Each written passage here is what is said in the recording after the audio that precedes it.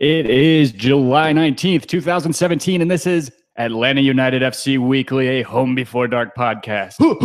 I am Tim Herb, and as always, I'm joined by my lovely co-host across the table from me, Mr. Kevin Bradley. It's going to be a good night. Yeah, absolutely. It's going to be a great week. It's a big week for Atlanta United, depending on who you talk to. Obviously, we're missing Dan James. It's very disappointing to not have him in studio with us because just how much he's been involved with the Orlando City shit talking. Yeah, I don't think that he's got it in him. I don't think he's got that bite within him to really. No, it's more bark. Bring it the way. Yeah, we need it to be brought true tonight, and we're going to have everyone out in full force tonight. I think we got several people that will be calling and talking to a lot of listeners and stuff like that. Some of the people that you guys hear from on a regular basis whenever we're going through, or you guys see or interact with on our feed. You guys are going to be hearing from some tonight. You're going to get their opinions, Yeah, I'm pulling it up now so that I can be talking to everybody. Like I said, we've talked to a few people on Twitter. You can hit us up on there if you want to slide into those DMs. Yeah, I think we pretty much have a slate. I think there are 3 or 4 people that have kind of confirmed that. We're just going to randomly call them, I think. I think that's the way it's going to go. So be on your toes, boys and girls. You better, if you're watching, if you're getting ready to tune in. And I know it's a little bit earlier than we normally record. Yeah, so thank you guys for tuning in as always. If you guys are listening to us on iTunes, please make sure that you hit the rate review. Did we get reviewed? We got like 3 of them, right? 4? Wow. Yeah, so you guys really stepped up. Kevin's going to pull this up real quick, do our due diligence, legal obligations, all that kind of stuff. We always read out your guys' reviews on the show, give you guys a call out because you guys are giving us a call out, shout out on iTunes. You guys are helping us tremendously get more pub on iTunes. Yeah, you guys are the reason we're #1 Atlanta United FC podcast on iTunes. Exactly, #1 Atlanta United FC Weekly or FC podcast, and not good enough for Orlando media creds. Yeah, that's total bullshit. And a top 5 MLS podcast, mind you. No shit. I mean, it's just funny, and I hope somebody from there that reviewed our application is listening to this because there are thousands of people that listen to this show every week that I can't wait to come out in full force. Yeah, 100%. Hashtag Orlando is not the South. Hashtag or the variation that we've seen from the likes of Jay Riddle. I will give him credit. He started that. We backtracked. Eric Quintana.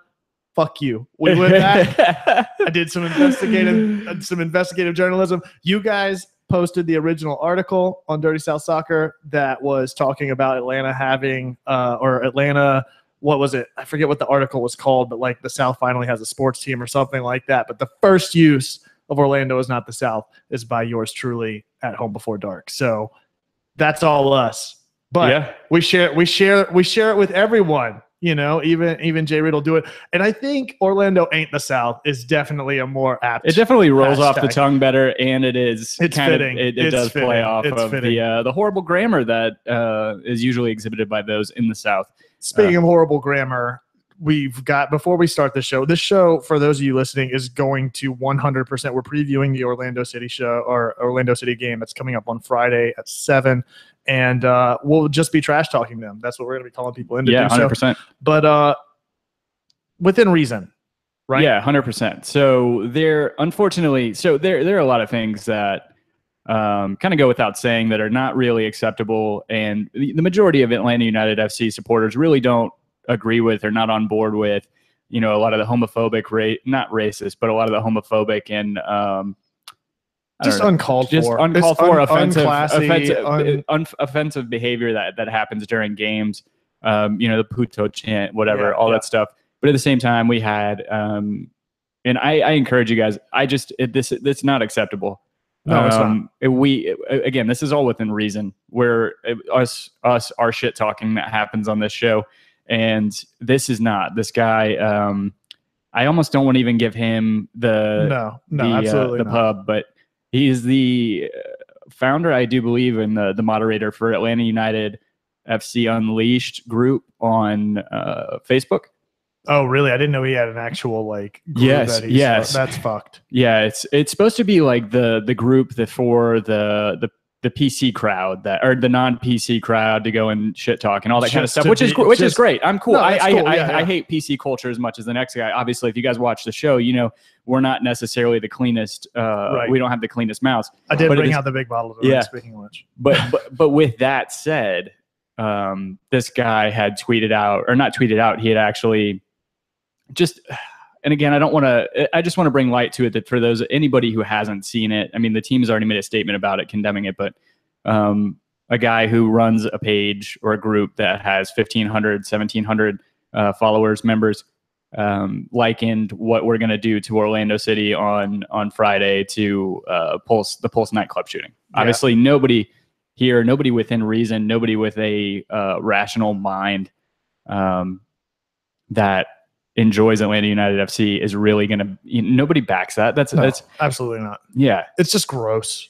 It absolutely it's really gross. I mean, it's just there were better ways to talk shit and better words to use, and Orlando is not without a huge wealth of things to shit talk without having to go to something as gross and uncalled for and just vindictive. Like I cannot think of enough words to describe how gross it was. I mean, really, it's uncalled for. It does not represent the Atlanta fan base. And while everyone here, you know, is rowdy and proud, rowdy and loud, and we will be down in Orlando, we won't be because our media credentials got denied.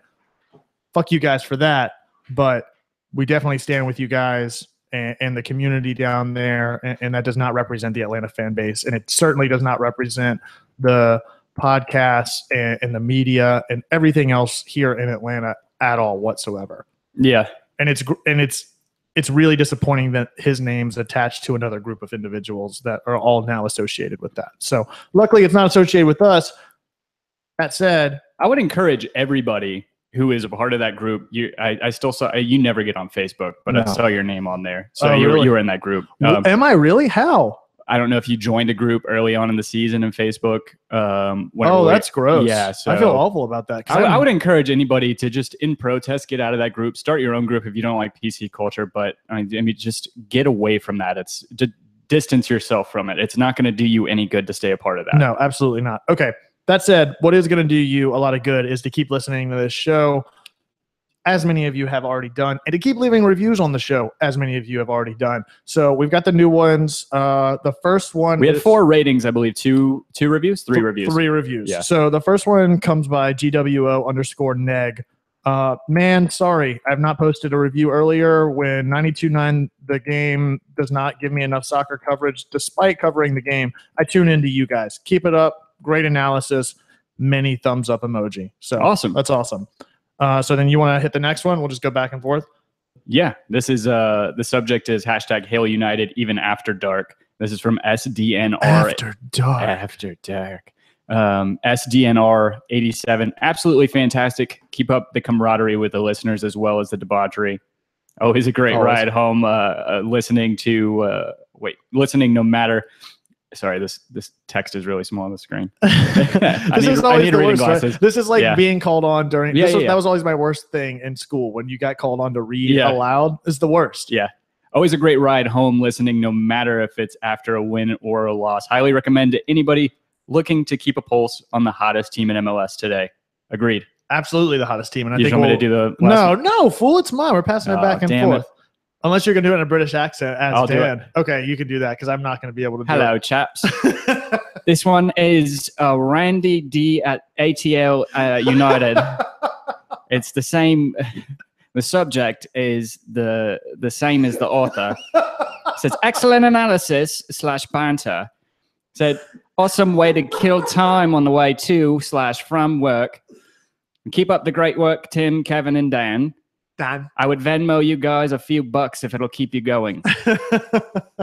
Now, that is one of the great things. We talked about that last time. It's great to be back, by the way. It's fucking awesome. Yeah. I mean, we wanted to do a show last week and reach out to people. We still want to do that feature, but it's just like, honestly, last week, at least speaking from my perspective, I love doing this show. We recorded our sister show, which we still haven't posted, again, just because taking that break for just a week was really relaxing to kind of get my affairs in order and just have it to take a breather. You know? So to that point, you guys don't owe us anything. We're not asking you. We'll never ask you guys for money unless at some point we get to the point where we're going to end up offering special content. But we do this completely out of pocket. You guys don't have to worry about that. We're good to go there. So do we have all our affairs in order? Are we ready to go? So. I listened to the Roar podcast for the first time today. I'm not going to give them the dignity to say that I listen, even though I listen, because they're calling people out that are Atlanta fans for listening. But whenever you talk that level of shit talk, don't expect for it to come back.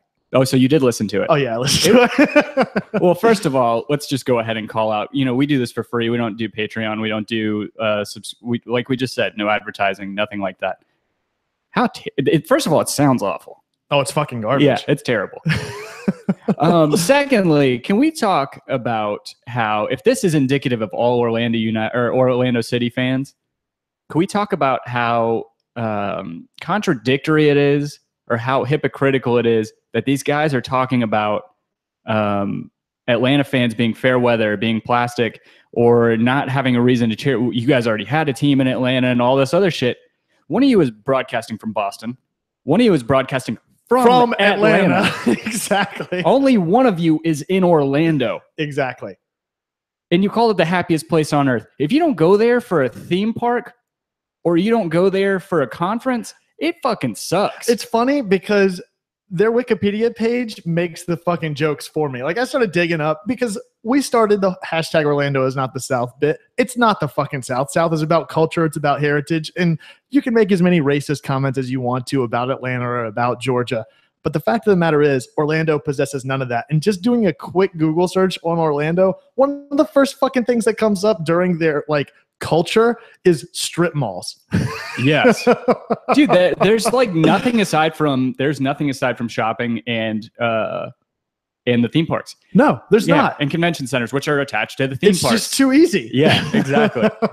There was in that podcast, they're talking about how Atlanta is just a shit town anchored by the aquarium or whatever.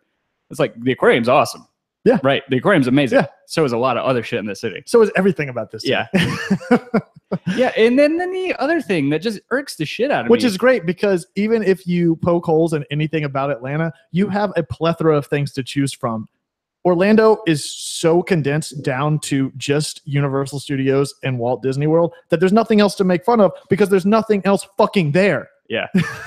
You want to talk shit about our, what was it, the Atlanta Thrashers disappearing? Okay, we can't really talk about Orlando sports team disappearing because they're not a worthy enough city to have anything outside of Orlando City, which is fucking garbage, -7 in goal differential and still barely hanging on in 5th.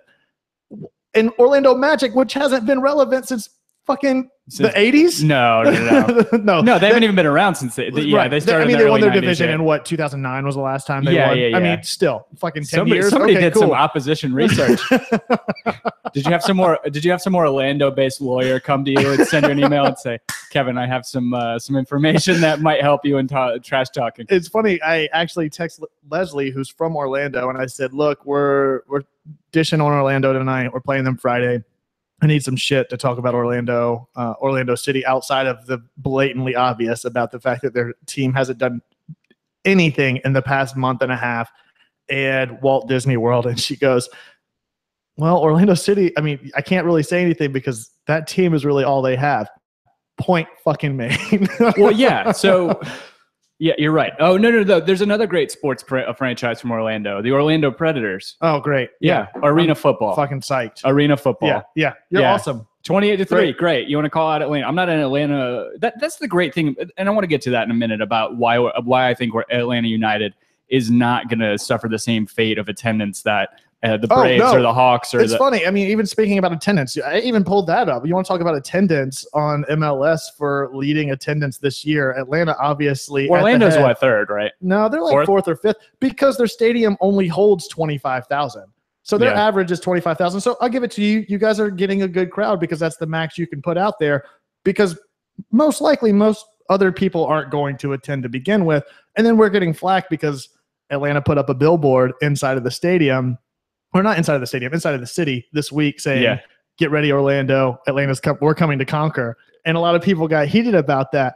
But then in a press conference, their own coach is saying how they're talking that attendance was really down the last time they played at home. I'm sorry, guys. We're having to drive up your own attendance for you because we've had nine straight sellout games here with an average of 45,000 fans packing the stadium and a total of, hold on, I had it pulled up here. It's over 371,000 total, over 100K more than Orlando has sold out over the year with 3 less games. Fuck off. Yeah, I mean, there's a whole lot to unpack. So I think we need to focus a little bit. We'll get a couple calls in here. Marathon footballer who joins us from time to time on here. Thank you for tuning in. He was saying, obviously Orlando's not the South. And then he said, where to watch NYC versus Toronto. I forgot there's a whole slate of games tonight. Oh, that's true. We're the only game on Friday. This is the only game that I care about thinking about right now. But NYC versus Toronto, is it really? Oh, it's going to be a huge game. Yeah. Unfortunately, in another week, we'd probably talk about that for a solid 5-10 minutes. Absolutely. But okay. So let's unpack this again. So stadium, why is everybody so mad that despite the fact that whenever we have that state-of-the-art curtaining system or whatever to make it into a quote-unquote soccer-specific stadium, that we don't have we're the second fiddle? I don't, and it's weird because I don't think that we're second fiddle. I mean, it's the Mercedes-Benz fit. Of course. It was built with soccer in mind. It wasn't built just as a football stadium. Absolutely not. And this is because, for better or worse, Arthur Blank has had his hands in it. And you want to talk shit about somebody that's funding a program. How's it going to feel whenever David Beckham goes down to Florida, creates his own team, and you're playing second fiddle to another team that's coming in 4 or 5 years after you've already had territorial hold on the state? Because that's exactly what's going to happen whenever David Beckham goes down to Miami or wherever he goes down to Florida or wherever, which that's the talk right now, is that he's going to make the team in Miami. Is that correct? Yeah. Yeah. So, yeah. No, yeah. The ownership group, I think, is Miami. So, but yeah, it wasn't, I mean, I don't think it's playing second fiddle specifically because Atlanta United is going to have more games there. Yeah. So you could speak to this. You're an architect, right? So you and Dan saw the retraction system, and you immediately, I remember having this discussion. You guys are like, they're going to open this when? No, this isn't going to happen. Okay. So I have a lot to say about this. Yeah, the Roar podcast talking about how we're not playing at Mercedes on July 29th. Right. Because the Jaguars and the Falcons are playing. That's not the reason. No, it's a huge fucking structural disaster right now. Yeah. So here's the deal. We were supposed to play there, right? Yes. We were supposed to have that. Setbacks happen. Okay. The Falcons don't have a secondary home to go play in. No.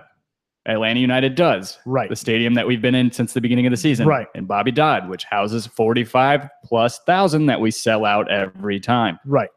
And would sell out 55,000 given the opportunity. Yes.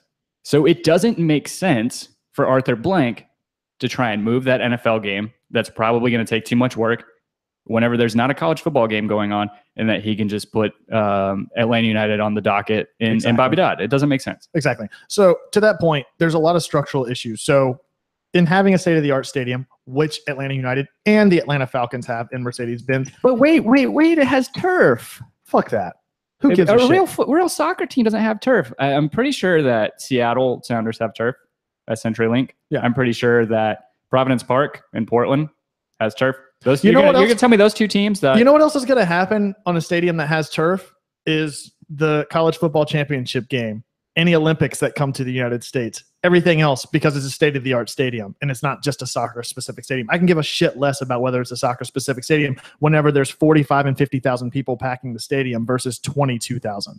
Yeah, or 25,000, whatever it is. Whoop-de-damn. And great. I think to their credit, Orlando didn't overstretch themselves whenever they're building that stadium. Well, you can't, because there's not much of a supporter base there because they're all tourists for that entire city. Yeah. So that said, back to Mercedes-Benz, that roof system, because of it being the aperture and it opening and closing and the structural limitations on the steel, the joints have snapped and failed several times, and they've had to remediate that, which is caused substantial delays in construction. It's not a strategic move by the front office to say, all right, Atlanta Falcons need to play here. This is a very real issue that has some concern to life safety and the welfare of the public within the community and the people that are inhabiting that stadium for it to operate the way it's supposed to be. It's not a marketing ploy or anything like that. It's simply the fact that innovation sometimes comes at a cost, and a very real cost. And whenever you think about the dollars and cents about the labor cost for having a contractor and construction crews on site for this many number of days versus this many number of days, who gives a shit about your revenue for a game that may or may not be played there if you're going to turn over tenfold that to push it back and to allow those construction crews to do their job and to remediate the actual real issue in the design. So yeah, that's bullshit. No, wait. I don't even think they're playing. The Falcons aren't even playing that night. Oh, really? I don't think preseason, it doesn't even, I'm stupid. September, right? I don't think preseason doesn't start till August. Okay. Yeah. So anyway, it's irrelevant. Point made. So let's talk realistically, because I can make as many jokes and jabs about Orlando being a tourism city, which it is, and a shitty city, which it is, and a commuter city, which it is. Atlanta's no different. I mean, Atlanta's got its flaws, that's for sure. Orlando is certainly not a southern city by anything other than latitude. And just let's unpack that a little bit, because somebody's like, "Well, is that really a slight?" The whole reason Orlando's not the South came out is because of how butthurt Orlando fans got whenever there was Dirty South Soccer, MLS. This has nothing to do with us. Like, we did not just randomly go off. No, this is Orlando fans saying, we're the South. Don't you know how to do geography? Yeah, exactly. And the South is about way more than that. So let's get down to brass tacks here. Let's talk about statistics. Let's talk about qualifying evidence that. We got Jay Riddle calling in a couple minutes too. Okay, perfect. So, all right, Orlando City currently sitting in 5th with a -7 goal differential, which I've already talked about. Saw some posts on Twitter today about how does Atlanta have 2 defenders and all these people in the All-Star game? Because we're the highest scoring team in the MLS right now. That might be one reason. Greg Garza, maybe. If I find it hard to believe there's a better left back in the MLS than Greg Garza. And Parkhurst was a coach. Okay, I can give you Parkhurst. That's true. I'll allow that. However, he's played pretty well lately. Right. So let's start digging into that a little bit. Yeah, sure. When was the last time Kyle Larin scored? Yeah, so let's talk about that. Orlando has the highest paid player in the MLS in Kaká, who isn't even close to the leading goal scoring statistics. He can never stay healthy. Never stays healthy. Just a waste of money and a waste of effort and a waste of talent. All right, so back to your point about Kyle Larin. Whenever he's not getting a DUI or getting arrested in some context, Kyle Larin sits below, let's see how many actual... I guess Kaká's played 13 games this year. Okay, which still sits well below Kyle Larin, and 3 goals, 3 assists. Sits below almost everyone else in the MLS as far as goal scoring goes. Yeah, Kyle Larin started off as like the hot foot in MLS, and then aside from Joseph Martinez, and then right now Tito Villalba and Almiron have as many goals as Larin. Larin has 8 goals, I do believe. 11, 12, 13, 14, 15... 16, 17, 18, 19. Kevin's 20, counting, guys. 21, 22, 23, 20.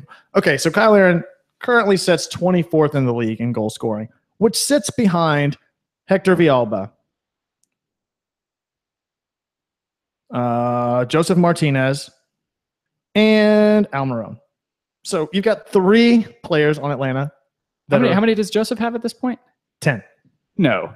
Yes. Does he really? Yes. Miguel Almiron has 8, and Joseph has 9. I'm sorry, he has 9, not a 10. Yeah, you're right. He'll have 10 after this weekend, which we'll flash forward to my prediction, which is 3-1 Atlanta on the road against Orlando, which is struggling right now. Yeah, I mean, great win against Real Salt Lake. Congrats. Yeah. Outside of that, along with everybody else. Yeah. Outside of that, what else you got? Yeah. Nothing. Yeah, you got a -7 goal differential. So yeah, you got Kyle Larin, who is in 24th in the league behind 3 Atlanta United players.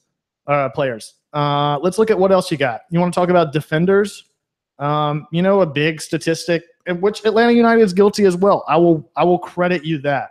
A big statistic that merits maybe some lacking in defense when players are getting shot on goal opportunities that are giving up goal scoring chances for the opposition. Let's look at saves by goalkeepers currently. Number 2 in the league, Orlando City. And Bendick, who has, let's see, saves 68. You know who's behind him? I think it's 3 players back. Or no, he's a little bit further back. But Alec Can is sitting in 1, 2, 3, 4, 5, 6, 7th right now with 56 saves. He's no longer in there. So, look, I'm giving you credit. Atlanta's defense is shoddy at times. Bendick's a good keeper. Yeah, that's true. But I think that's also a sign of a defense that's also lacking in an ability to shut down offensive scoring power and giving them a chance to take a shot on goal. Whenever you're second in the league in saves because you've been forced into that one-on-one position to where you've had to make a save and your defense hasn't shut down the opposition and you're going against the top scoring team in the league, that's a little bit of a cause of concern. Game on. Yeah. So, yeah, I'm okay with that. Definitely. I think it's going to be an exciting game. I think so too. I don't think it comes to a draw. I'm not going to say for sure that Atlanta's going to win. I hope it's a good game, and I hope this rivalry sparks that in a lot of ways. Okay, so you say rivalry, right? Yeah. So, well, shout out to Matias Ortega. Come late, come whenever. We're happy to have you. He said, isn't 3 of you? There's 1 guy missing. Yeah, Dan is out. Some family stuff going on. Good stuff. And Kyle Aaron's out, by the way. So yeah. To that same point. Yeah.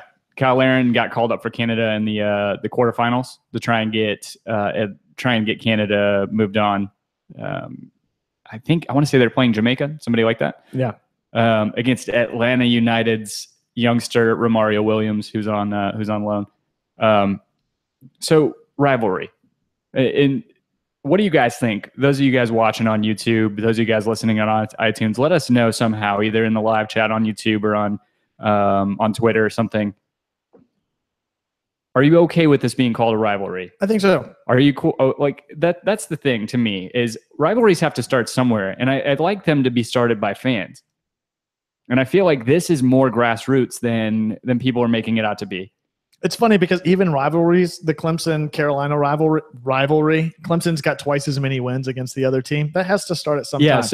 and all rivalries can't be in state. And I think geographic region as well as the vitriol within the fans is more than enough reason to call this a rivalry before the first game. Yeah, some people are saying, I remember reading that, Columbus Crew should be our rivals because of some shit that they said on Twitter before the expansion started. But at the same time, Darren Eales has been throwing shade at Orlando City for a while. Oh yeah, for sure. And the latest being the greatest in him testing out the scoreboard at Mercedes-Benz, Atlanta 6, Orlando City 0 in 37th minute. I like that. I do too. But what sucks is that people perceive, and I think it's being misconstrued. I think they perceive that billboard being purchased as a marketing ploy by the MLS or by Atlanta United to manufacture a rivalry. I wouldn't be surprised if Orlando City purchased that billboard just to get people fired up enough to actually go to a game. Yeah. I like the way you think. No, but you see silly articles. Like there was some Orlando publication that was saying that like how sad it was and how it was unnecessary, whatever, that it was a stretch or that they're trying too hard and all this stuff. My thing is, why are you complaining? A rivalry brings people to your games. Rivalry brings people down to Orlando to spend more money. Hence my point. Whenever attendance is declining, maybe Orlando did buy that billboard just to help pack the stadium a little bit. I mean, look, Orlando fans, if you were to have a rivalry, who would it be against? What's the next closest stadium that you can actually travel to? Atlanta's the same. I mean, we've got a couple of options, but let's be realistic here. Part of a rivalry is at least being within a reasonable travel distance to the opposing team, because that's part of it, is going to the game and experiencing that. Like the trash talk, everything else is part of it. The history is part of it. History has to start somewhere. Trash talk is always going to be inevitable, regardless of whether it's a quote-unquote rivalry or not. But the thing that allows both of those to happen in a substantial way is being within a close enough proximity to actually go to the games. And that's what Orlando brings, or at least I would say that we bring to Orlando more than they do us, because we're just as close to DC or even what's the next closest team besides DC? Shit, I don't even know. Columbus, maybe, but still, I guess DC would probably be the closest, or Dallas, and even Dallas is a fucking haul. Dallas is, let's see, it's at least 11-hour drive. Yeah, so Orlando, you're looking at about 8, 7, 8. So for Orlando to have a rivalry against what, DC, you're looking at 12, 13-hour drive. I don't understand why people hoof that for a rivalry, guys. I don't understand why people are complaining. Matias Ortega, he makes a good point. I think there are two different kinds of rivalries. He states that it's not geographic; it's between winning teams like the Lakers and the Celtics. Fair enough. I think there's a good distinction between a postseason rival and then also an in-season rival. I think the other thing too is that we're in the same conference. It could easily say that our rivalry is against Minnesota because they're an expansion team in the same year. Yeah, so you look at being an argument. Look at the NFL. Like as a Colts fan, our biggest rival is, I would say, the Patriots at this point. They're a conference rival. They're also a playoff rival. They beat our ass every year or two in the playoffs. But we also have division rivals too. Right. So in this case, I think in-conference rival is great. I don't understand what the backlash is. I understand we haven't played them yet. Well, there's no reason for us to not stoke the fire. And who's complaining about the excitement? Like, we're playing this game in for 3 months now. Since the first time the whole Orlando is not the South thing came up, I've been excited about this game, and I've had it penciled in on my calendar. So you guys are asking Austin Harris on the YouTube live chat, asking how many United fans are going to be there down there Friday. I know of one, and I'm about to give him a call right now, Mr. Jay Riddle, friend of the show. Friend of ours, and friend of all Atlanta United fans, friends of the faction, friend of everybody, I think. So that new Skype thing is weird. We're in the future now, Tim. And if he doesn't pick up, I'm gonna rage. Yeah. I think Jay Riddle is actually going. Oh no, he is at a restaurant tonight. He did say that whenever we were messaging. Oh, there he is. There we go. Okay, cool. Mr. Jay Riddle, are you there? Oh, no. Oh, no. Technical difficulties. Oh, no, Jay. One of the best things about doing a live podcast, guys, is you get to hear us screw up real time. So while Tim tries to get this sorted out, so looking at Orlando game Friday, I understand, like, it doesn't have to be geographic. You're absolutely right. But it does have to be something. And whenever you're talking about winning teams like the Lakers and Celtics, Orlando's not really that much of a winning team, and Atlanta has a lot to prove. Yeah. So what else do you have to rest on? You know what I mean? So I'll allow it, and I'm really excited for it, and I hope that this continues. And I think that it may, unfortunately, fall by the wayside if another team goes into Florida, because that's the way those rivalries tend to happen and tend to operate, is whenever there are multiple teams within the same state. But as of right now, I'm really, really excited about this game Friday. I am too. I think, and I don't say this as disrespect to our own team, but we're a little brother right now, right? We're an expansion side. We have 3 or 2 years less experience in the MLS as they do. Yeah. So we really have to punch up. Granted, I think that Matias, I think there's some sort of something going on with Jay's connection, but there's,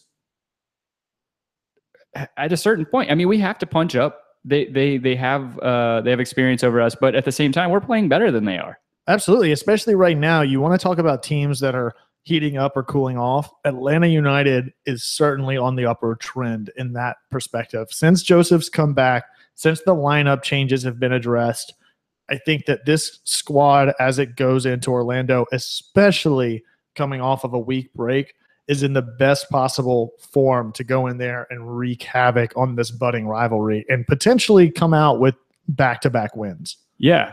Because despite my concerns going down there on the road, we've seen Atlanta United be hesitant on the road and come away with some really tough breaks and some tough losses on the road. I think Orlando is a prime candidate. You're not going to be traveling hours and hours and hours over thousands of miles to get down there. There's a lot of energy and excitement around this game. It's in a climate and atmosphere that the players are going to be comfortable with. And ultimately, like, I think Atlanta kind of smells blood. And so it can go one of two ways, where they get overconfident or they just go out and completely capitalize on that. So we'll see what happens. I'm completely fine with the lineup outside of Guzan. We can talk about that a little bit more. This is the first game that he's been confirmed for. So, yeah. Let's try the scan. Jay, you got us? Still no. Still no. Weird. Bummer. You got it all connected the right way? Yeah. Cool. Well, we'll keep trying, Jay. In the meantime, who else do we got? We got a couple people.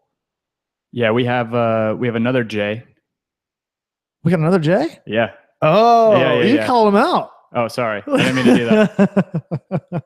I wasn't going to do that. So yeah,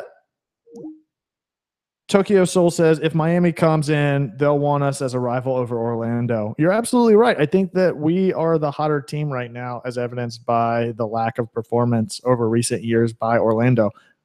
While I get Orlando fans' point that, okay, they were in the playoffs last year. They finished 7th and 8th within the conference standings over the past 2 years. That's not really anything that I would be super rowdy or raucous about. Yeah, that's the other thing, right? We keep hearing you guys have no history. Well, guess what? We have 2 years less MLS history than you guys do. Right. And what does it say that okay, we have USL championships and we played, I don't care if we played in a lower division. Okay. Let's look at major sports. Yeah. Do you think that do you think NBA teams count their ABA championships before they merged? No. My Pacers still have no fucking championship history. Right. Yeah. The Spurs, they don't count that whenever they count their rings. I would say something about Clemson, but national champs, baby. Yeah. So just because you have a lower division championship doesn't mean you have history over us. No, absolutely. And you want to lord it over our head that we didn't have an investor go in and invest in the Silverbacks. I don't get it. Good point, Austin Harris. We have a history. Yeah, that's true. We Academy Championship. We have more MLS hardware than you do, Orlando City. True. Very true. Thank you for that, Austin. Very, very true. So yeah, I mean, so what are you guys thinking? What are your concerns? What are you really confident in? Again, I've got concerns whenever it comes to goalkeeper. We're looking at Brad Guzman. Sorry. Guzman. Jay's just going to call Colin, or he's going to try calling my phone. Okay, that works. Yeah, that'll help out a lot. So yeah, we're looking at Guzman's first game coming into Orlando on the road, a big game. We've obviously seen some shoddy performance out of him. We've been big critics of that. What do you think? I mean, what are your thoughts, Tim, going into this game with Guzman coming in? I don't know. It couldn't have happened at a worse time for Alec-Can. It couldn't have happened at a better time for us with Alec-Can going down. Absolutely. I thought ultimately there's nothing we can do about it, right? No, I mean it definitely helps that he's a seasoned vet. We got Jay calling in now. Okay, great. Let's see if this works better. Jay, are you there? I'm here. There it is. Hooray, technology. What's up, man? Doing well, guys. Just got a restaurant. Had a terrible idea to eat a giant jalapeno before trying to call in. Ooh, where are you eating at? Where are you eating at? I can't feel my face. Other than that, we're good. Where'd you go? You're down in Orlando, right?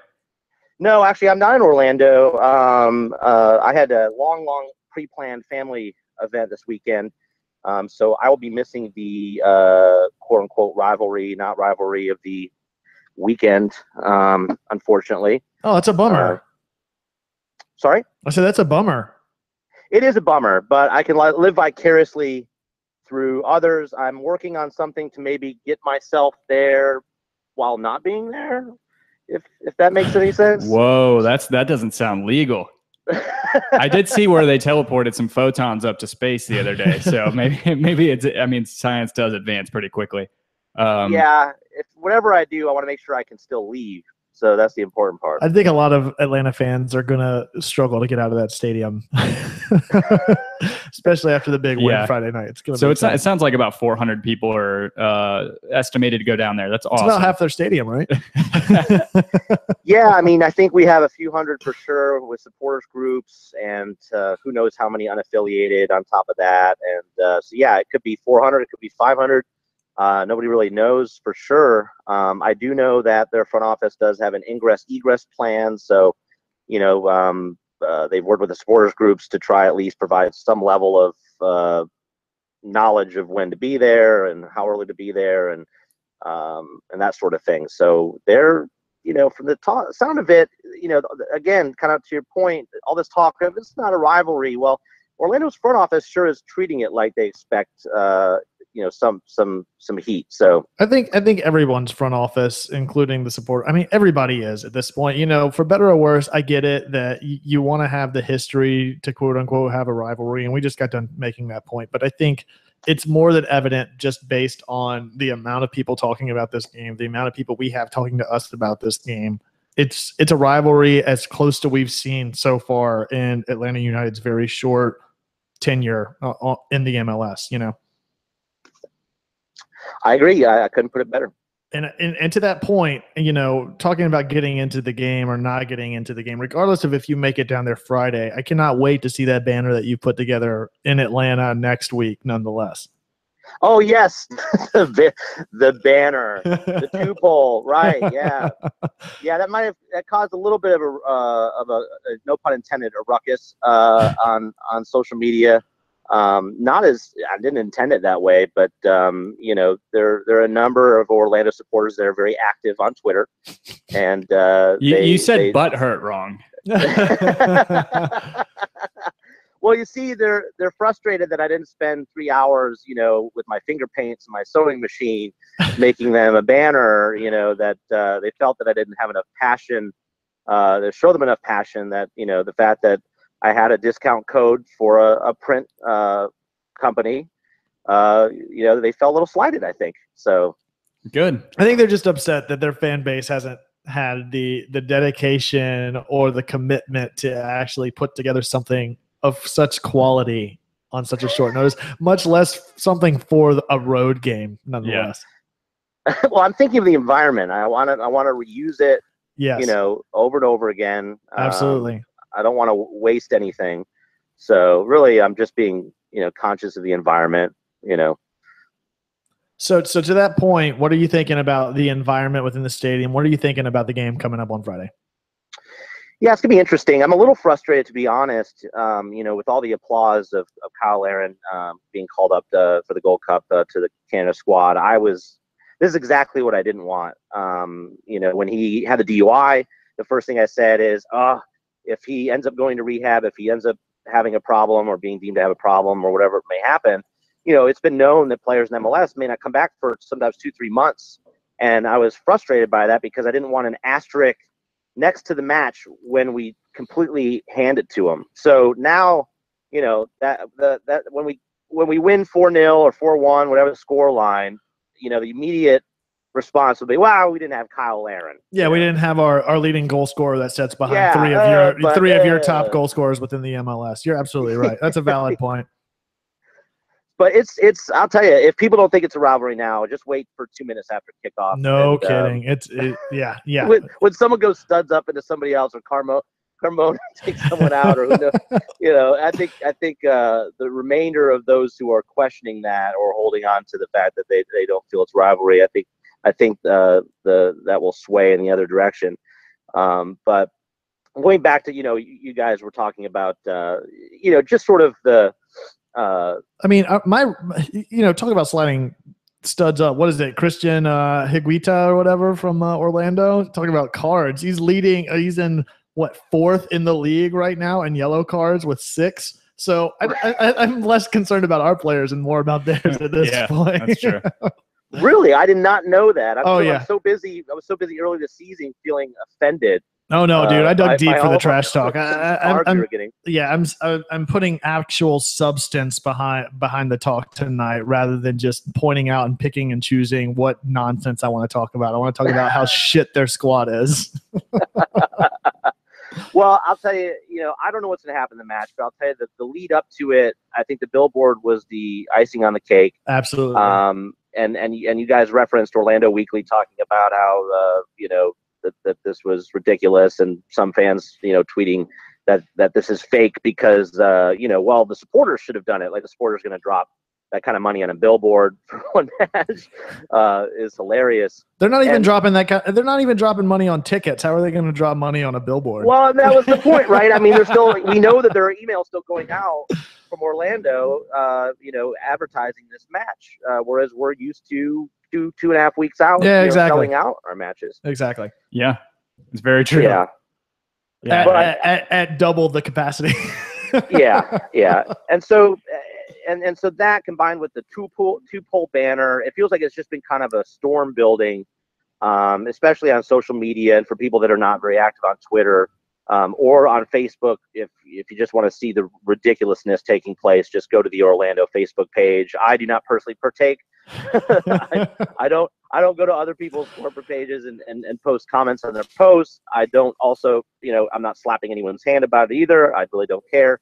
But, at the end of the day, it's interesting to see the comments that are sort of bubbling up from this, because we really haven't had much back and forth with other fans on other matches. Absolutely. Maybe a little shtick with Minnesota, maybe some with, actually it was very quiet with DC United, right? Yeah, I think the only thing I had close to that was a little bit in game in the home game against Chicago. But other than that, it was just one drunk fan. There wasn't really a lot of stuff online. This has been the closest, and it's been the most sustained over a substantial amount of time. It's been months now that you were at the forefront of the war on #Orlando is not the South.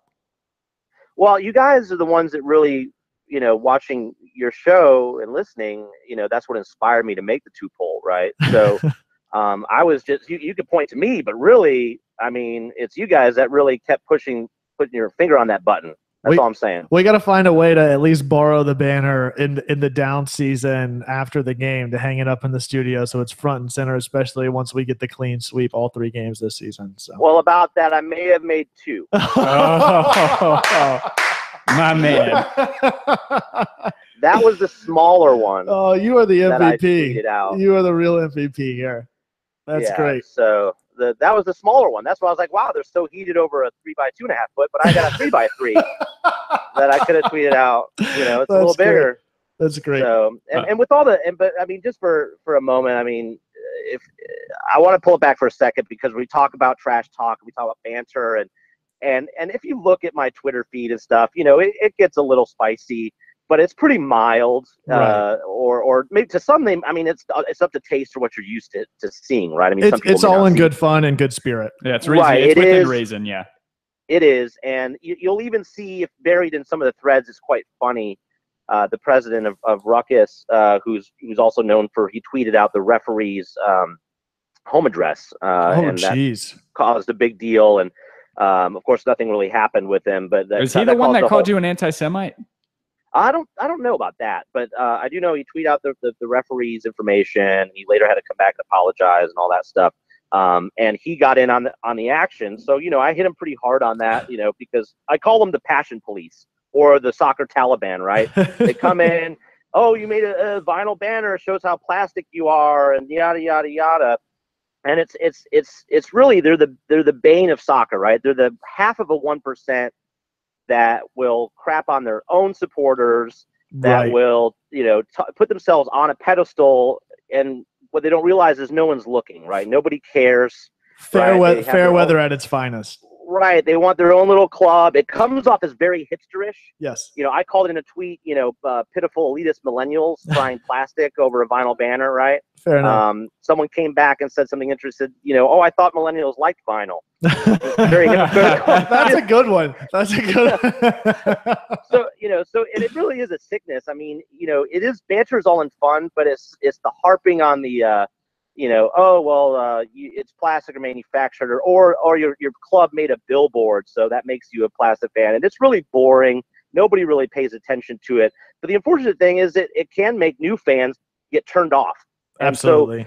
And typically you see this stuff, and most people, for the right reasons, don't respond on Twitter to these tweets. But I've kind of made it a mission of myself to spotlight these people and make them look how ridiculous they are, and so I'm going to keep doing that. And so that's the closest thing to anything personal, I think, that's about it. Is, to me, it's about spotlighting these individuals who come out and beyond the banter, try to put themselves on a pedestal and in this exclusive club And the only reason they're putting themselves in that club is because they don't want to be mainstream, yet they want attention. It's a very weird paradox, right?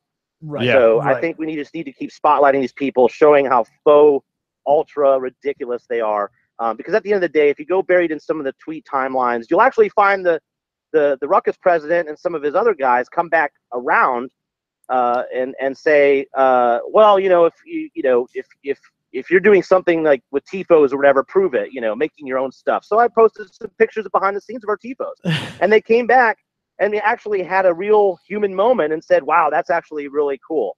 That's a cool space. And we actually had like maybe a 3-tweet dialogue where we actually had some discourse that was human. Because at the end of the day, the people behind these accounts that you're yelling at back and forth, if you're taking it to heart, you're starting to get aggravated. You just need to stop doing it. Because most of the people that are doing it, they're having a blast. They're laughing at it. They're probably laughing at themselves. Absolutely. Not all of them.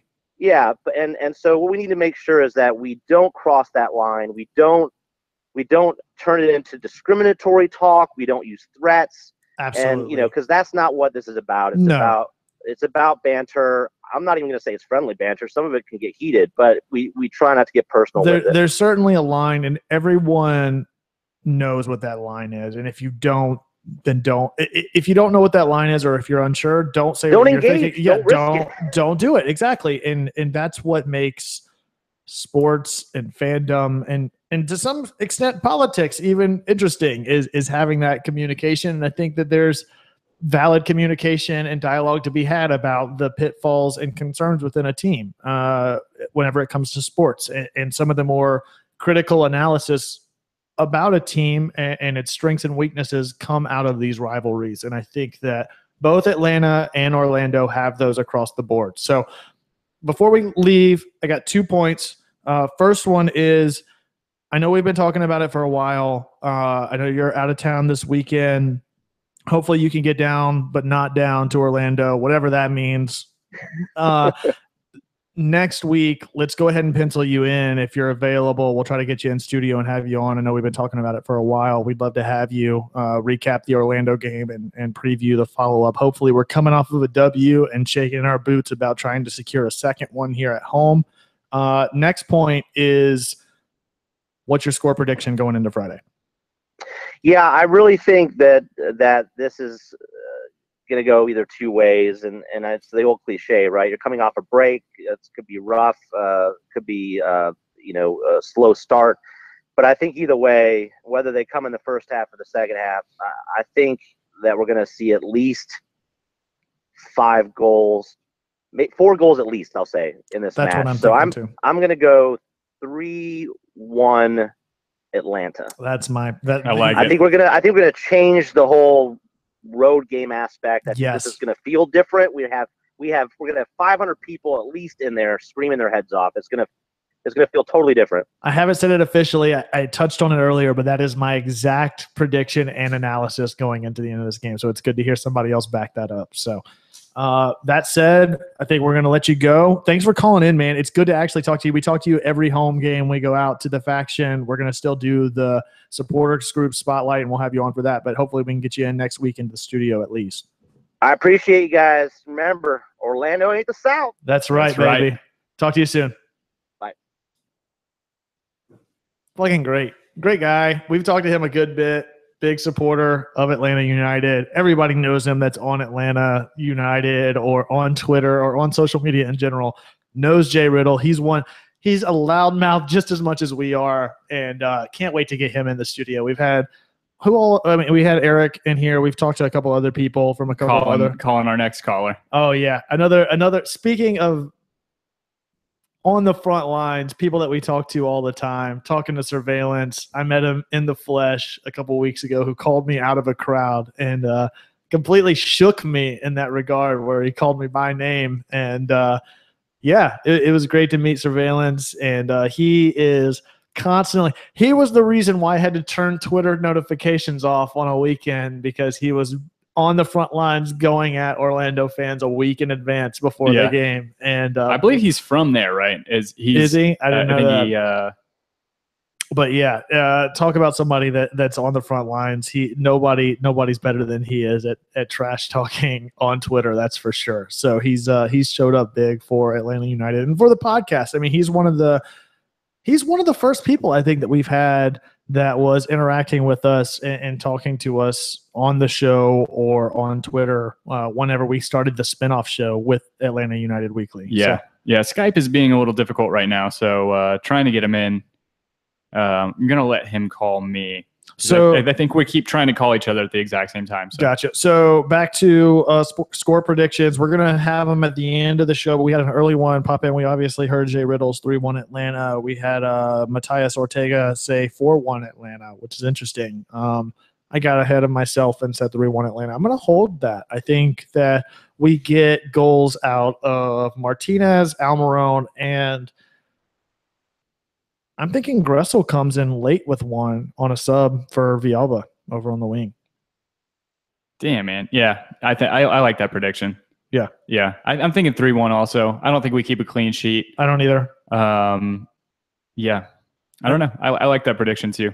So back to Guzman. I'm concerned about him. I mean, I haven't watched a ton of his play outside of obviously the lowlights. I'm not going to call them highlights, which I think that's what people tend to focus on. I think that's what people have focused. The naysayers about Alec Can have focused on the same things for different reasons, right? They focused on the failures in his play and the lack of decision making or his faults, and we tend to look at those a lot more critically in sports than we do the positives. And the positives, just like everything else in life, I think the positives go unnoticed and are invisible because that's what they should be, is just a natural progression. And I think Alec Can made a lot of that natural progression in his play and his decision making over the course of the season. Hey, what's up? Hey, we got what's you, up, Jay. dude? Yeah, Hey, what's going on, man? Yeah, What you up, want to keep to the Twitter handle or what?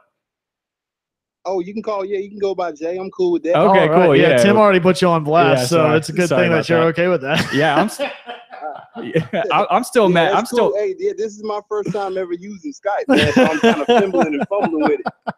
Yeah, no, this is like my 100th time doing it with the podcast, and I'm still fumbling with it. Yeah. They change it every week. I just downloaded it today. Yes. Oh, man. I think we got a couple people. We got another one that we'll be calling in that did the same thing that we were talking to on Twitter that installed it today just to call in. So it's good to have you, man. What's up, man? Yeah, one of the longtime supporters, one of our first vocal supporters of the show or listeners of the show. It's awesome, man. I'm glad you're calling in. Are you on your way to Orlando yet? No, we leave. We're leaving Friday morning. My parents actually live down in Orlando, so I'm from Florida originally. I'm from Daytona, Jacksonville area. I was about to say you got the whole fam going, Orlando, right? So I'm very familiar with Orlando. Yeah. And That's unfortunate. whenever me and my wife make those trips down to Orlando, we normally leave like at 3 a.m., 2 a.m., where there's nobody on the expressway. Right on. And we always get down there like 5.5 hours speeding. Ooh, I like it. Yeah, be careful. Yeah, be careful. So wait, Yeah. have you been to an Orlando City game inside their stadium yet? No, I haven't. I drove by it when it was still being built one time last Thanksgiving. Last year I went down there for Thanksgiving and my wife and I drove by it. And it was you could see the structure, but I don't think the seats were installed yet. Right on. Yeah, Well, I'm familiar with the area because I've been to many Orlando Magic games. So I know where it's at. well, that's only the really two things to go to in Orlando when it comes to professional sports, right? And I mean, Yeah, I guess that in Disneyland. yeah, exactly. Disney And World. I guess they had to demo a high school to get the bleachers to move over to the new Orlando stadium. Is that right?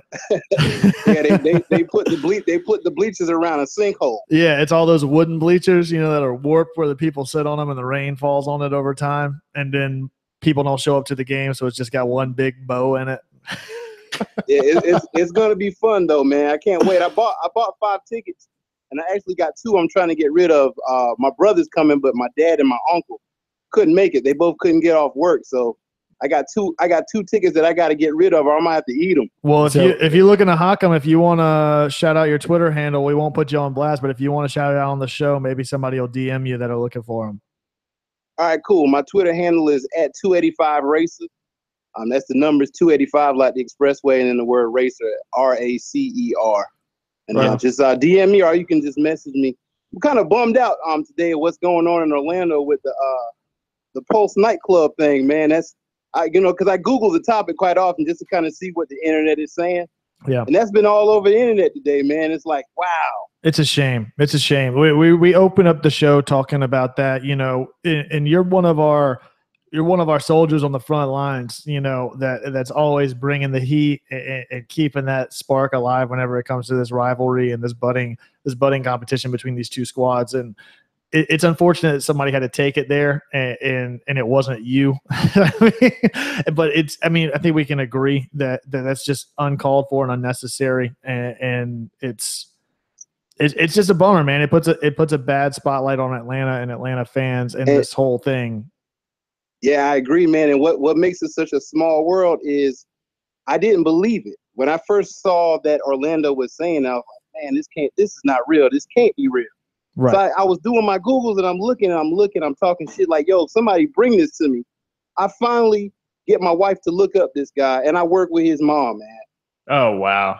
That's shitty. And I'm like, damn, not him.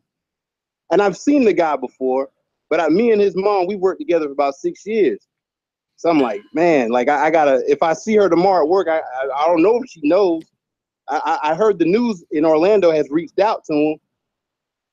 Yeah, it's unfortunate, man. People got to remember, I mean, the internet's forever, and unfortunately, people lose their heads in these rivalries or sports, and the same thing happens with politics, man. Yeah. It's gross, but we can't say that enough. Like I said, you're a soldier on our front lines talking, hashtag Orlando is not the South, but we all do it. I mean, even whenever it gets heated, there's a line, and everybody knows what that line is. Yeah. Even the people that push up right up to it know where it is, and that is one of those things, that line, man. And that is something that is most definitely over it. And we want to have a good game. We want everybody to be included in on that, and we welcome all the Orlando supporters that come to Atlanta next week for the game. Yeah. But it's gonna be fun, man. It's gonna be historic.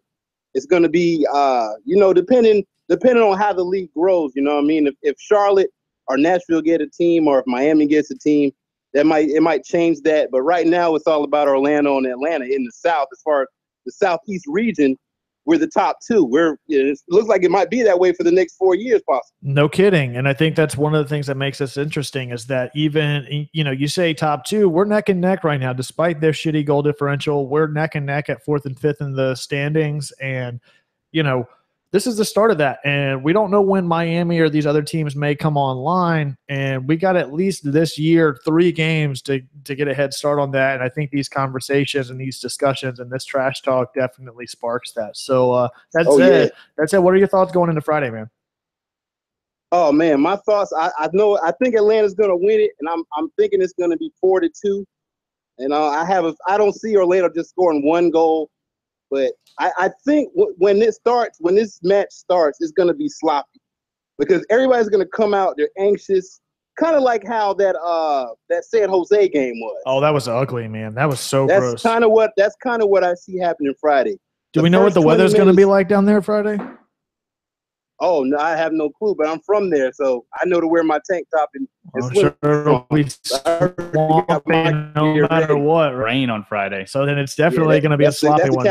That's the capital of humidity down there. Yeah, that's going to be a sloppy 90 degrees. Sure. Yeah, for sure. Ooh. Yeah, it's definitely going to be nasty down there.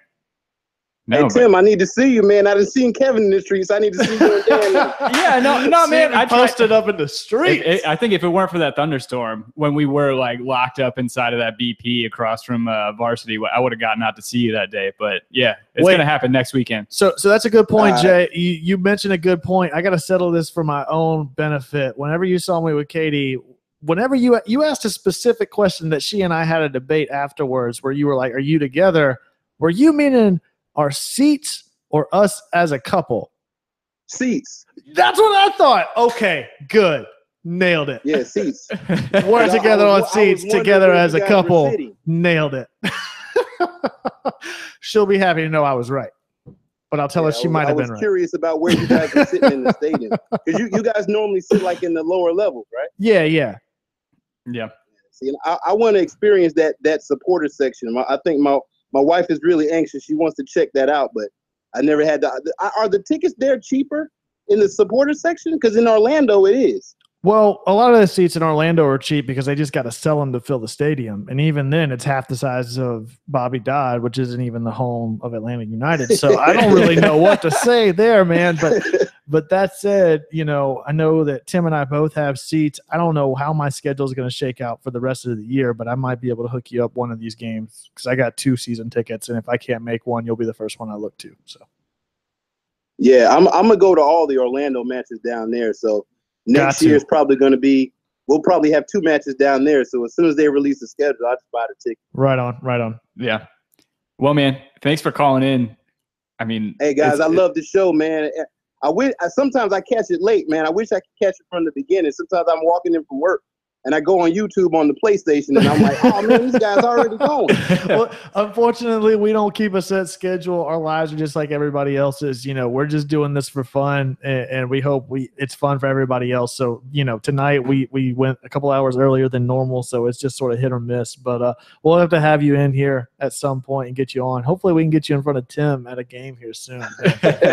we definitely, Tim, I got to see you, man, and Dan. So you guys have a good night, man. I really enjoy the show, and matter of fact, once I get off the phone, I'm gonna go watch it live and then rerun it from the top. That's what I like to hear. Appreciate it, man. Take it easy. All right, fellas. Later. I think we're gonna try and get. We have about -7 minutes right now. It's just too fun, right? Yeah. I think we're gonna try and get one more going. So you get Christian on. Is that yeah, right? yeah. Cool. Gonna try to. All right. So yeah, I mean, you guys heard it. We love this stuff, man. So we got a couple. Looks like got a couple of people talking in the live chat here on YouTube. I think that Gressel, to me, is no doubt the rookie of the year. I don't know who else. I think Alphonso Davies may be a rookie. I don't think he's been lighting up the Gold Cup as a 16-year-old for Canada, but I don't know that he has scored a single goal for Vancouver in the senior team. So Austin Harris's point, from his experience, tickets are cheaper in the supporter group section. However, I always purchase via resale. I think that's typically the way to go. I mean, in my experience, look, I'm not supporting scalping tickets by any means. That said, if that's your only option, wait till kickoff, and then your negotiating standpoint with somebody that's scalping goes up exponentially because the game's already started. And if they don't sell those tickets, they're stuck with them. So if you're going to go for resale, try to find somebody in a supporters group that's trying to move that ticket and say, look, the game's already started. I'm already behind. So either you want to sell this ticket for this price or you want to hold on to it and lose that money that you've already spent on it. So, all right. I'm about to call in Christian and Craig.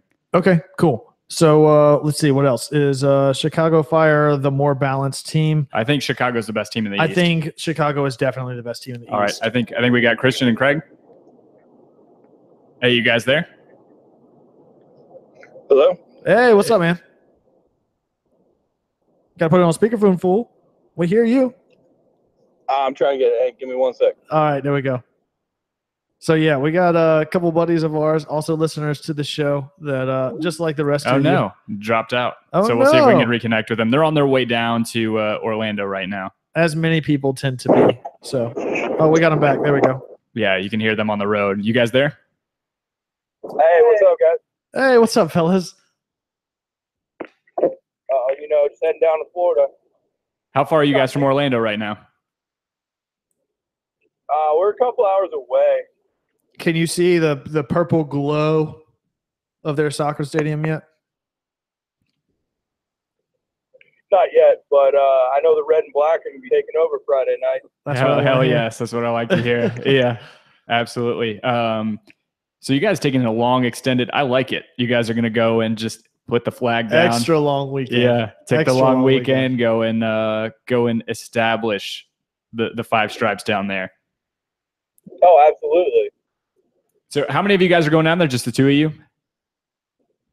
We're meeting some friends. We've got about 4 of us in our group, but we're going to meet up with Resurgence before the game and go in with them. Nice. So we're sorry we called you so late. We're kind of running towards the end of the show. I wanted to get your guys' thoughts. What are you guys expecting from not only the stadium on Friday, but also from the game? I want to hear predictions. Well, I'm pretty excited to see the stadium, honestly, as much as I hate Orlando, I do think their stadium is very nice. So I'm excited to see that. I mean, it's small, so you should be able to see all of it pretty quickly. You get it all, get it all on a camera. I mean, you can fit it all in one picture. You don't have to do your pano feature or anything. It should be great. Just utilize that built-in wide-angle lens. It'll capture everything. Yeah, without Kyle Larin, I don't see them scoring. I say 3-0 Atlanta United. Maybe if they throw enough money at it, they'll get some more players to not produce. Like it. I honestly think Cos will sneak one in, but I think Martinez can come with another 2 goals tonight, and Atlanta's going to take it 3-1. Yep, that's our prediction too. Is 3-1. You're going to go ahead and commit to 3-1 as well? Yeah, I'm going to commit to 3-1. I think that Gonzalez Perez is out of position and he lets a goal in on a Rivas free kick or something like that. Yeah. You know, I am excited to see Guzan though. I think we all are. I think we're all cautiously optimistic about Guzman. His performance going into this week. We'll see how it goes, I guess. Well, I mean, at this point, he's going to be better than Rainish. I thought that Rainish did a serviceable job against San Jose, but in a spot start. But we have our quote unquote keeper of the future, our permanent keeper. So very anxious to see it. So.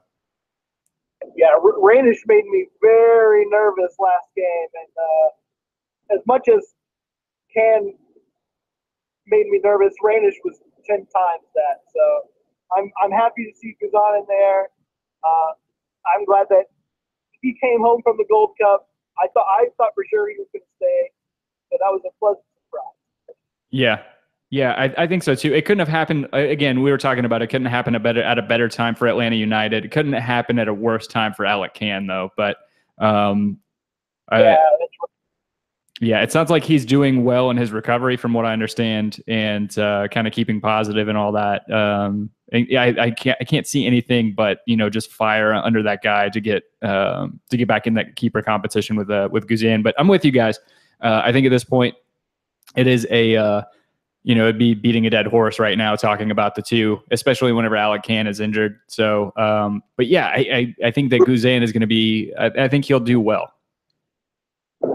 The other thing too is bringing all the experience that Guzan has. It honestly could help solidify the defense a little bit with that major veteran presence there in the back. He's certainly more vocal than Can is.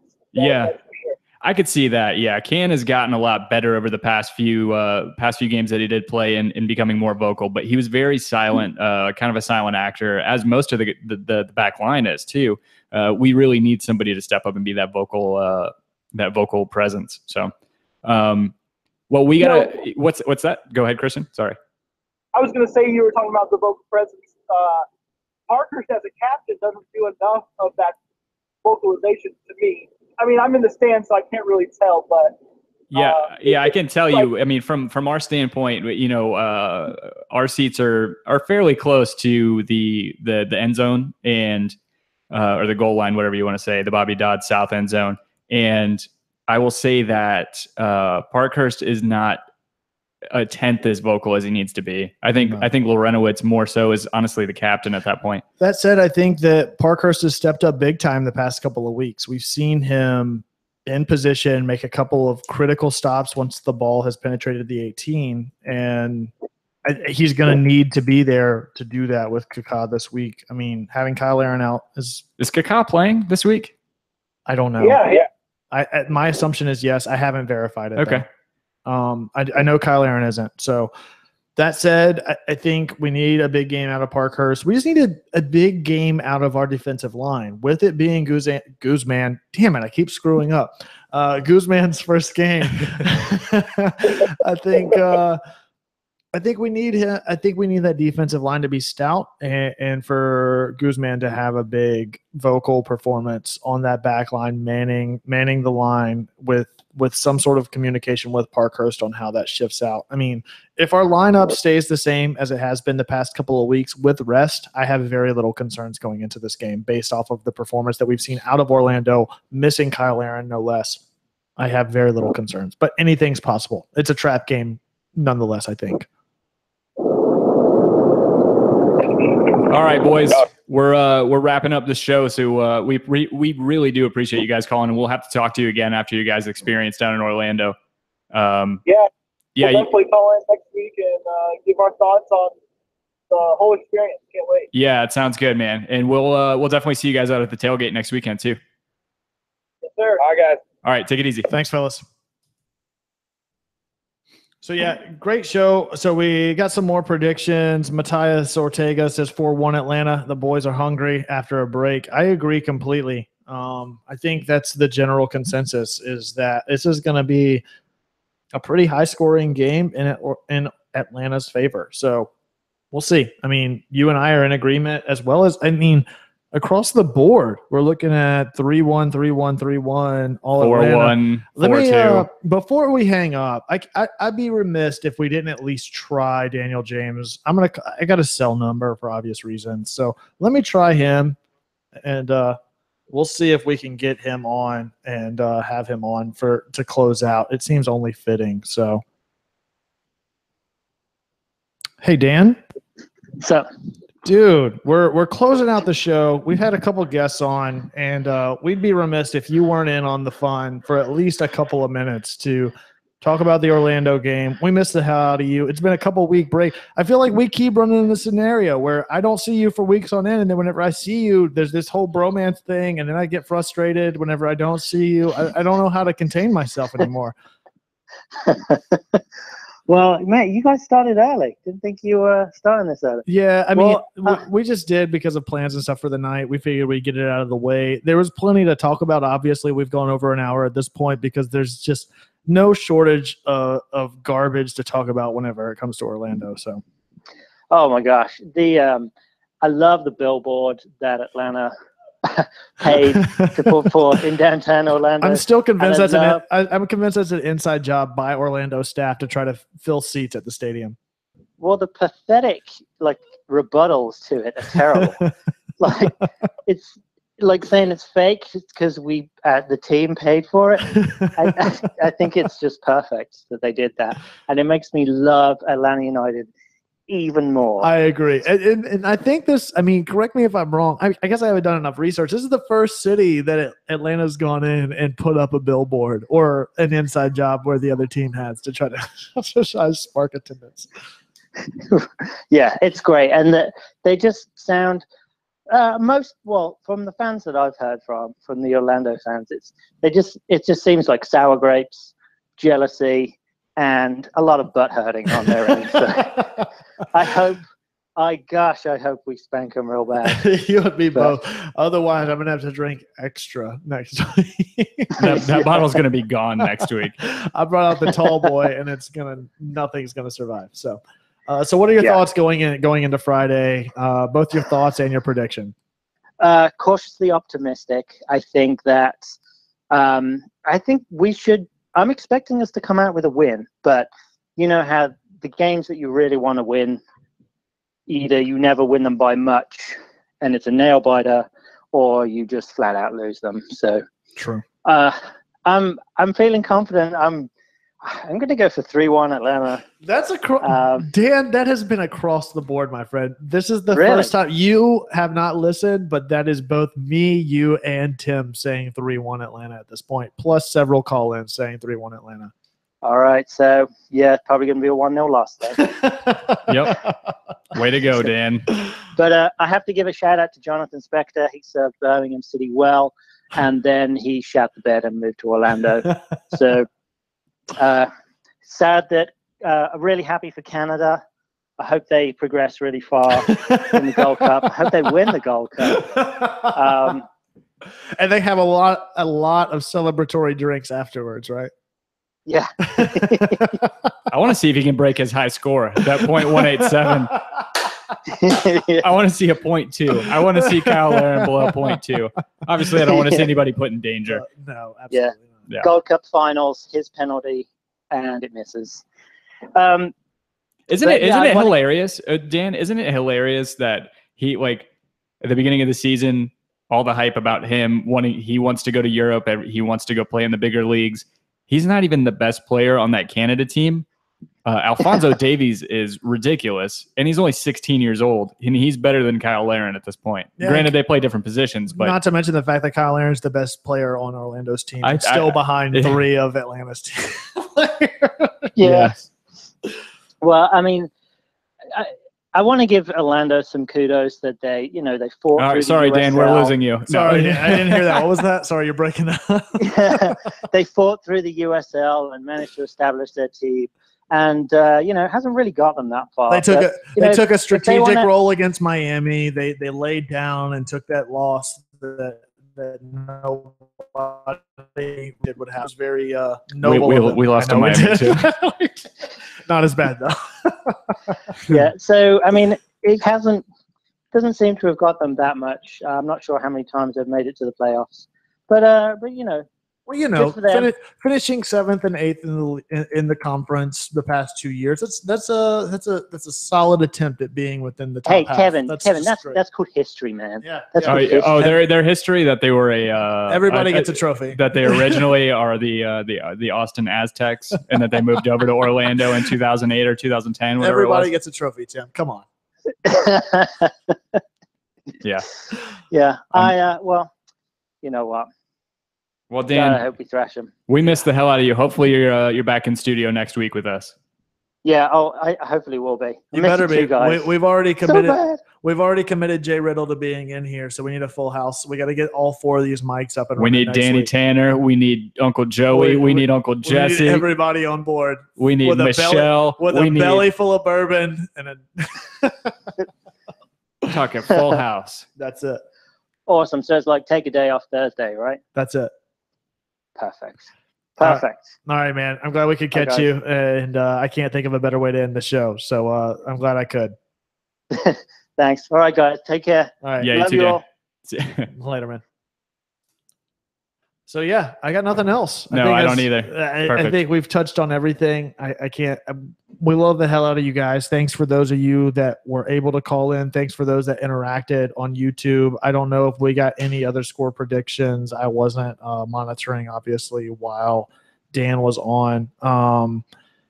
Yeah. So thanks. Put up some more reviews on iTunes. We read all 3 of the ones that we got in between last week or 2 weeks ago and this week. Yep. We got the Orlando game coming up this week. If you guys like looking at our pretty faces while we're recording, hit the subscribe button on YouTube. If you're not already subscribed, it'll let you know whenever we go live, so you don't miss it. And if you don't catch it on YouTube live, it obviously goes up on iTunes and every other podcatcher, RSS feed, yada, yada, yada things above. If you guys listen to TuneIn, if you're one of the few people that uses TuneIn Radio, we're on there. Yeah, it's on Google Music, or Google Play or whatever. Yeah. Like it's on everything. So, I mean, like I said, you guys have made us the #1 Atlanta United podcast in iTunes for a reason, and that's why we refuse to change.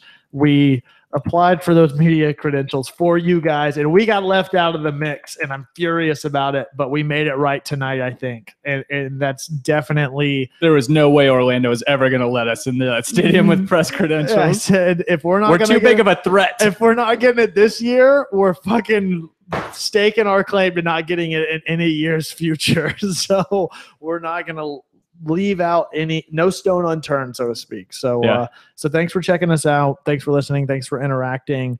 You can find all of us on Twitter. Dan, who called in, we didn't get his handle, but you can find him at DNJMS. You can find my buddy Tim, as always, at Tim Herb. That's my name. And you can find me as well at The Architect. That's at _ARC, the #1 TECT. That's how you know I know what the fuck's up with Mercedes-Benz, because I'm an architect. You can find us collectively at Home Before Dark. That's before spelled B and the #4. Thanks for checking us out. We love the hell out of you guys, and we'll see you next week. As always, be home before dark.